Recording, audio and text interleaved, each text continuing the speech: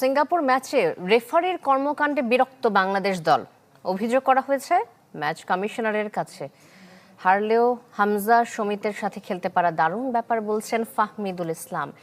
এদিকে ম্যাচ হেরে পরদিনই দেশ ছেড়েছেন হামজা ও সমিত সোম।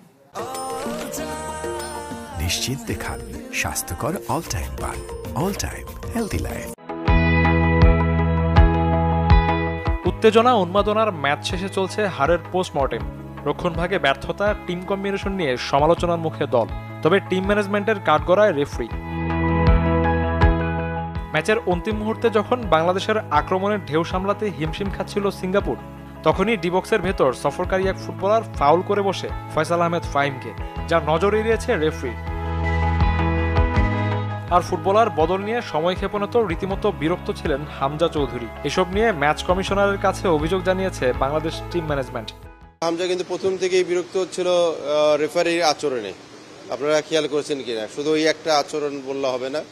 প্রথম থেকে আমাদের সব প্লেয়াররা, আপনারা বলেন, দর্শকরা বলেন, যারা আপনারা আছেন, রেফারিদের কিছু সিদ্ধান্ত এটা আসলে মেনে নেওয়ার মতো না। যেটা ফাহিমের যেই লাস্ট বলটা, সেটা কিন্তু কর্নার হয় নাই। বলটা তুমি দিলা কর্নার, আর আমাকে ফেলে দিল, সেটা দিলা না তুমি পেনাল্টি। তো এগুলো আচরণে আসলে ক্ষুব্ধ ছিল।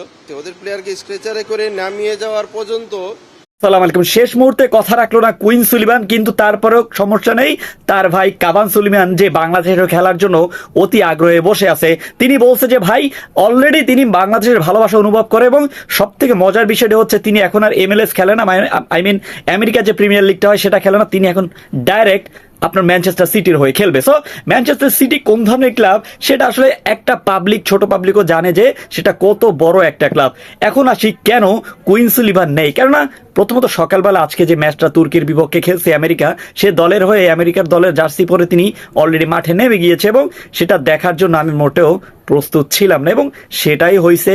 এবং প্রস্তুতির কথা যদি বলতে হয় তাহলে কুইন সুলিভান, যেটা কিনা বাংলাদেশের বংশোদ্ভূত, তিনি অলরেডি খেলতে চেয়েছিলেন বাংলাদেশের হয়ে, কিন্তু দিন শেষে তিনি একটা গন্তব্যস্থান পেয়ে গেছে, সেটা হচ্ছে আমেরিকা। এবং আমেরিকার হয়ে কে না খেলতে চায়। সো এখন কথা হচ্ছে তার ছোট ভাই কাভান সুলিভান, তিনি বাংলাদেশের সাথে কথা বলছে আমাদের মতে সিঙ্গাপুরকে নিয়ে। সো সিঙ্গাপুরকে নিয়ে অলরেডি আমরা প্ল্যান সাজিয়ে দিয়েছি, এবং কোচের কথা মতো যেটা হচ্ছে প্ল্যানটা আপনি দেখেন, একটু স্ক্রিনে দেখতে পাচ্ছেন।